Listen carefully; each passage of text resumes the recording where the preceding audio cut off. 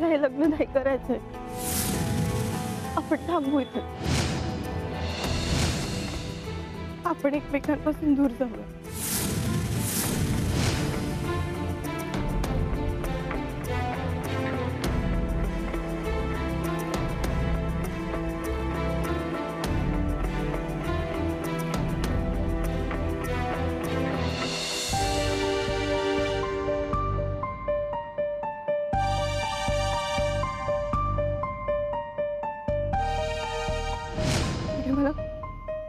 तुम्ही जर माझ्यावर खरं प्रेम केलं आहे तर आपल्या प्रेमाची शपथ आहे तुम्हाला. विसरून जा मला.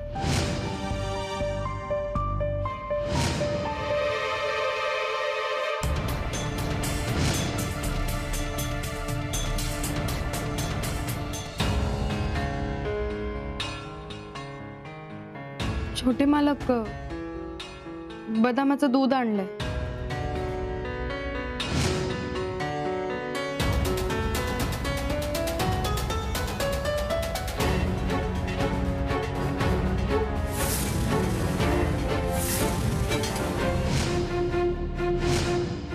छोटे मालक,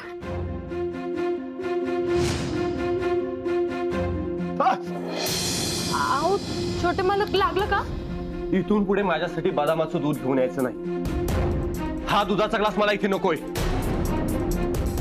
जा निघा इथून. आओ पर ते तुम्हाला व्यायाम झाल्यावर बदामाचं दूध लागतं ना. तुम्हाला एकदा सांगितलेलं कळत नाही? तोडफोड केल्यावरच कळतं का? जा निघा. निघा.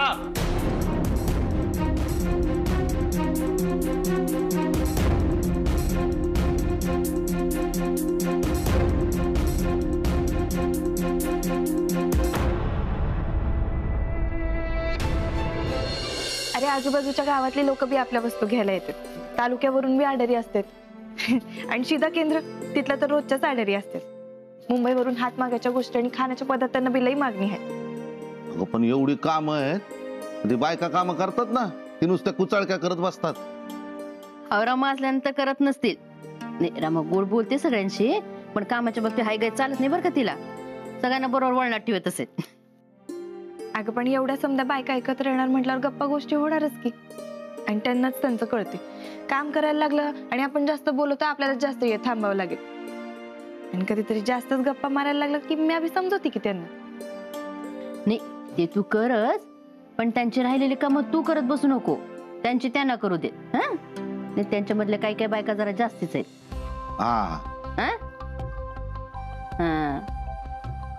बरं मामी, तुझ्या नवीन कामाचं ठिकाण कसं आहे ग? अगं चांगलंय. काम पण चांगलं आणि घरातली माणसं पण खूप चांगली आहेत बघ. हे चांगलं झालं बघ. तिथली लोक चांगली असतील ना, तर 2 पैसे कमी मिळाले तरी बी काही हरकत नाही. अगदी बरोबर आहे तुझं. ते पण पगार पण चांगला देत आहे. खरंच विरोबाची कृपा आहे बघ आपल्यावरती. नाही आता शेजारच्या गावात जायला लागतं, जरा लांबचा हेलपट आहे, पण पिंट्या आहे ना, तो सोडतो मला बाईकवर. आपला पिंट्या म्हणजे ना वळलेलं सूत आहे, नाहीतर भूत आहे. त्यामुळे आता सूत आहे ना, तेव्हा घे वळून. एकदा का त्याचं भूत झालं तर तुला व्यवस्था करायला लागेल जायला यायची. मला सोडायला नाही तर म्हणू दे, मग बघते त्याच्याकडे.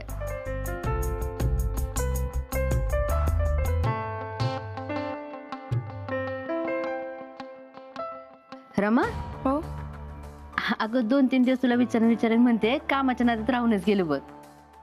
तुझं आणि छोट्या मालकांचं काही बोलणं झालं का?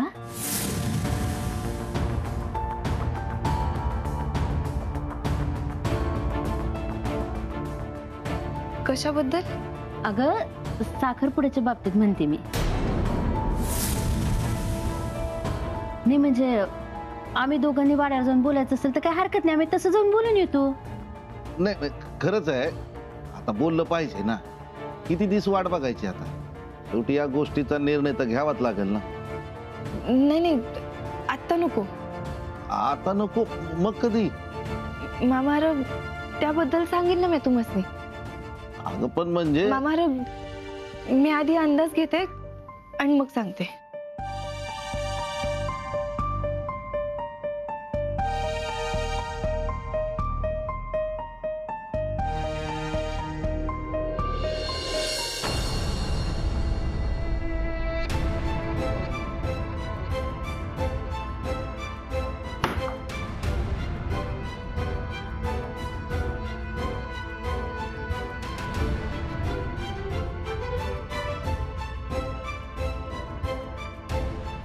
एक मिनिट.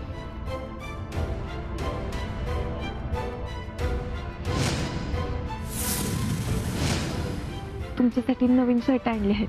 अहो आता नाही म्हणू नका. तुम्हाला हे घ्यावेच लागते. आग्रह म्हणा नाहीतर हट्टी पण.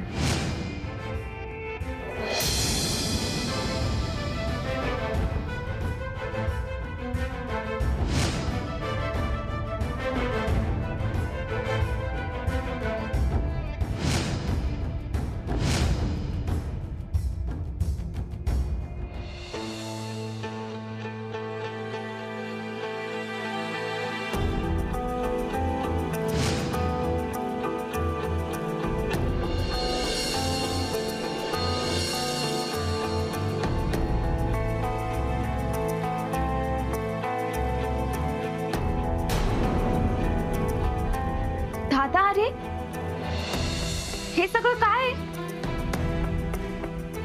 अडगळीच्या आणि बिनकामाच्या वस्तू जपून ठेवल्या होत्या, त्या आता नकोयत मला, म्हणून टाकून दिल्यात. अरे पण इथे का ठेवलाय हा सगळा पसारा? डायरेक्ट अडगळीच्या खोलीत टाकायचा ना. बरोबर आहे तुझं.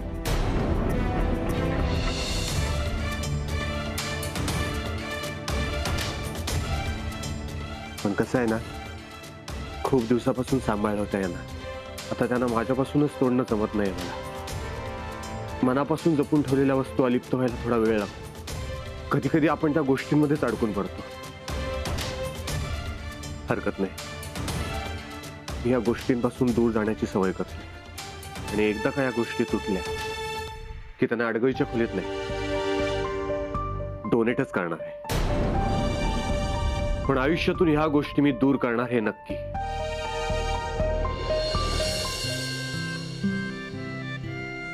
रमा, म्हणजे तू तू इथे काय करतेस? अगं कामासाठी बाहेर चालले होते. म्हटलं जाता जाता तुला भेटून जावं. अगदी काही महत्वाचं नव्हतं काम, पर खास तुझ्याशी बोलायला आले होते. अगं मग बोल ना. छोट्या मालकांना काय झालंय? हा, ते त्यांच्या हाताला काहीतरी लागले ना, पाहिलं मी ते. काही म्हणत नाही. मग छोटे मालक लई बिथरल्यागत वागताय. नक्की काय झालंय रमे? अगं म्हणजे आता ते मला कसं माहित असणार? कोणाला माहित असेल? म्हणजेच काहीतरी झालं वाटलंच मला. कशावरून भांडलात? म्हणजे ह्या विषयावर नको ना बोलायला. का नको बोलूयात रमे? छोटे मालक किती चिडले होते. मला समजलंच पाहिजे काय झालं. मंजू, रमे तुला बी माहिती काय झालं ते ऐकल्या बिगर मी इथून काही जाणार नाही. मी इथं किती बी वेळ उभी राहू शकते हे तुला चांगलंच ठाऊक आहे ना. बरं आई, माझं छोट्या मालकांसोबत असलेलं नातं तोडलंय मी. त्यांना नकार दिलाय. काय? अगं रमे, तुला कळतंय का तू काय बोलतीये ते? हे बघ, तू जे म्हणते ते जर खरं असेल तर तू पुन्हा जाऊन त्यांच्याशी बोल. तुला माहिती आहे ना रमे, तुमचं एकमेकांवर किती प्रेम आहे. की म्या सांगू तुम्हाला हे? अगं पण म्हणजे नुसतं प्रेमावर जग चालत नाही ना. अगं पण रमे, आणि सगळ्यात महत्वाचं म्हणजे मला याबाबत काही बी चर्चा करायची नाही. तू माझी खूप जवळची मैत्रीण आहेस म्हणून तुला समजा सांगितलं, नाही तर आतापर्यंत कोणाला काही बोलले बी नाहीये मी. आणि त्याची गरज बी वाटत नाही मला.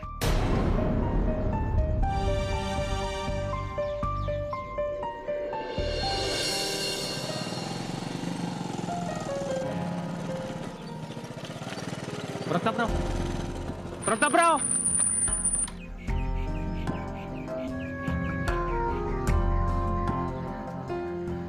काय झालं प्रतापराव?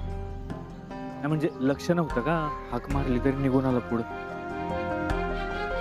बोल, काही काम होतं का? काही खास काम नसेल तर मी निघतो. नाही, खास असं काही नाही. सहज तुम्ही दिसला म्हटलं बोलावं. अच्छा, मला वाटलं काही महत्वाचं काम आहे. चल. प्रतापराव, विचारू का? हे बघ राजकुमार, तुला जे काय विचारायचं ना ते पटकन विचार आणि मुद्द्याचं बोल. बिनकामाच्या गप्पा मारत उभं राहायचं का आपण?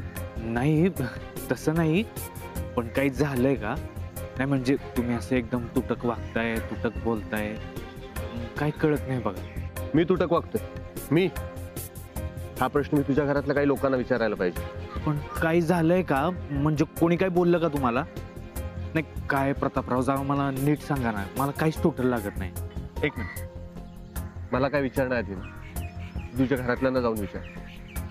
ज्यांना समजायचं ते समजतील आणि तुझ्या प्रश्नांची उत्तर पण देतील.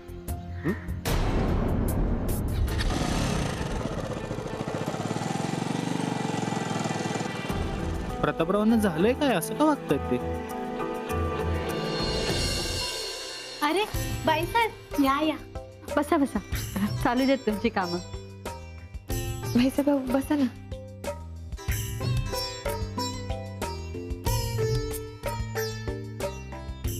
मग कशी चालली तिथली कामं? चांगलं चालू आहे भाईसाहेब, आणि चांगल्या मोठ्या ऑर्डर बी येतात. अरे वा. बरं, नवीन बायका आल्या की नाही गावातल्या कामाला? वही काही आल्या आहेत, पण त्यांचं अजून प्रशिक्षण सुरू आहे. बर. आणि बाईसाहेब, आपल्या खाण्याच्या पदार्थांना जेवढी मागणी आहे ना बघ, तेवढीच हाताने बनवलेल्या वस्तूंना बी आहे. अरे वा, चांगलंय. बरं रमा, या कामांव्यतिरिक्त सुद्धा आपल्याला अजून बरीच कामं आहेत, लक्षात आहे ना?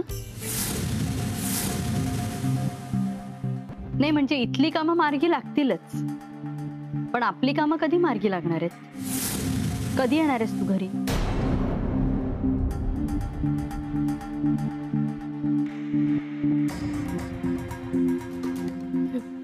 मावशी, झालं आहे का तुमचं? नाही ते शीता घ्यायला येणार आहेत ना, म्हणून विचारलं. जरा लवकर करा ना.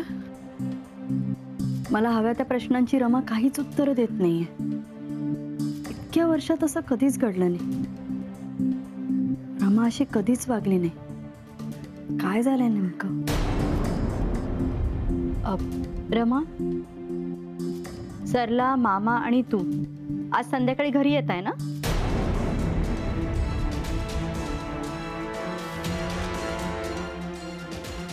जे काही चाललंय ते काही ठीक दिसत नाही. रमा काहीतरी वेगळीच वागते. काहीतरी बिनसलं एवढं नक्की.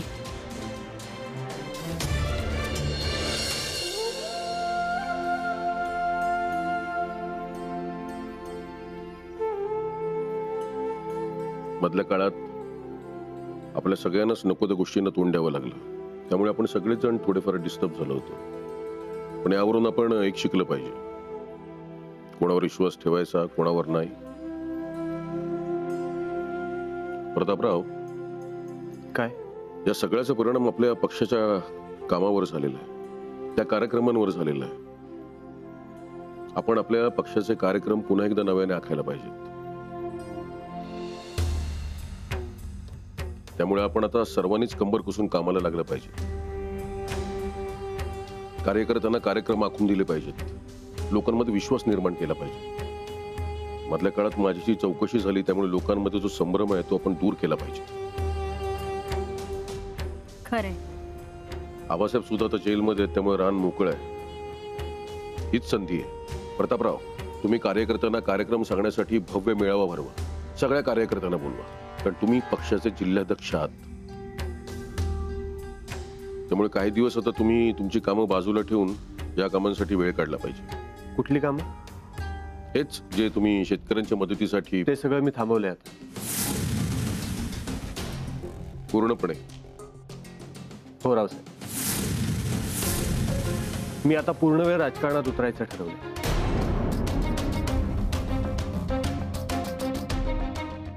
आता मला तेच करायचं. आतापर्यंत मी खूप चुका केल्या होत्या. आता मला त्या सगळ्या चुका सुधारायच्यात आणि पुढे जायचं. प्रतापराव, काय बोलताय काय तुम्ही? हो रावसाहेब, आता मी सगळा वेळ फक्त राजकारणासाठी द्यायचं ठरवलं. प्रतापराव, तुम्ही एवढं बोलून माझ्या डोक्यावरचा केवढा भार हलका केलाय. माझ्याच जर एवढा उत्साह संचारलाय तर कार्यकर्त्यांमध्ये तर केवढा जल्लोष होईल. वाह वाह, मी हे फार बरं केलं सांगून. आता तेजूचं काय म्हणणं आहे तेही विचारून घ्या.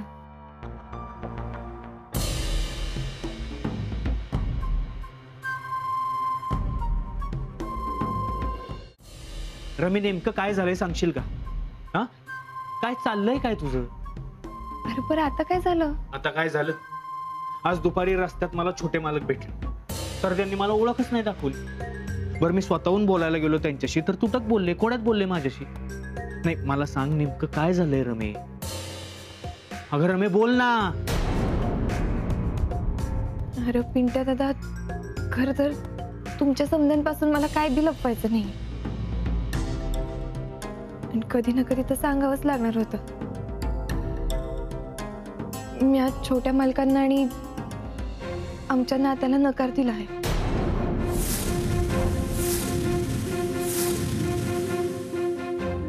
आमच्यातले संबंध आणि नातं तुटलंय आता. रमे अगं काय बोलते तू? हा, तुला तरी कळतंय का? नाही मला सांग नेमकं काय झालंय? प्रतापरावांनी तुमच्या नात्याला नकार दिलाय का? तसं असेल तर मला आत्ता सांग, त्यांच्या घरी जाऊन जाब अरे विचार. नाही पिंट्या दादा, छोट्या मालकांनी नकार नाही दिले. मी आज त्यांना नाही म्हणाले. आणि कदाचित म्हणूनच ते तुझ्याशी बोले नसतील. मी हा नाही म्हटले याचा राग आला असेल त्यांना. रमा, एवढं सहजपणे कसं काय सांगू शकते सगळं तू? तुझ्या लक्षात तरी येते का काय बोलतेस तू? रमा का एवढं चांगलं नातं आहे तुमचं, एवढे सज्जन येते, चांगले येते, तुझ्यावर प्रेम करणारा माणूस आहे तू. असं माणूस भेटणार आहे का पुन्हा कधी? हे बघ, आपण जाऊन बोलायचं का छोट्या मालकांशी? त्यांच्याशी बोल. नाही मामी, तुम्हाला किती बी समजवण्याचा प्रयत्न केलाच नव्हतं तरी बी गोष्टी हाताबाहेर गेल्यात आता. त्यांचं आणि माझं पुन्हा एकत्र येणं ह्या जन्मात तरी शक्य नाहीये ग. पण मला तुम्हाला समजांना एक गोष्ट सांगायची आहे. आजवर माझ्यामुळं, माझ्या प्रेमामुळं, खरं तर माझ्या वेडेपणामुळं लई त्रास झालाय तुम्हाला. लई भोगावं लागले. कधी विचार बी केला नव्हता एवढं ऐकावं लागले. त्यासाठी लई वाईट वाटतंय ग मला. खरं तर समजा चांगलंच चालू होतं की तुमचं. तुला वाड्यावर एवढी चांगली नोकरी होती, पिंट्या दादा विवाह नेता होता. तुमचं समजा चांगलं सुरू असताना मी या घरात आले आणि तुमच्या सुखात मिठाचा खडाच पडला. अगं असं कसा विचार करतेस तू? असं काय बी झालेलं नाही. अरे असंच आहे रे मामा, असंच आहे बघ. आणि या सगळ्यासाठी ना तुमची मनापासून माफी मागते मी. अगं रमे हे काय करतेस तू? अरे जे आधी करायला हवं होतं ना तेच करते. रमा, तुमच्या दोघांमध्ये काहीतरी गैरसमज झालाय. अगं तू आणि छोटे मालक एकमेकांशी जरा नीट बोलता का? नाही मामी, खरं तर नाही, या विषयावर मला कोणाशीच काहीच बोलायची इच्छा नाही. आता जे काही बोलायचं होतं ते बोलून झाले आता माझं. त्यामुळे आता छोट्या मालकांचा कुठला विषय किंवा अगदी त्यांचं नाव बी माझ्या समोर काढू नका. विनंती करते तुमच्याकडे.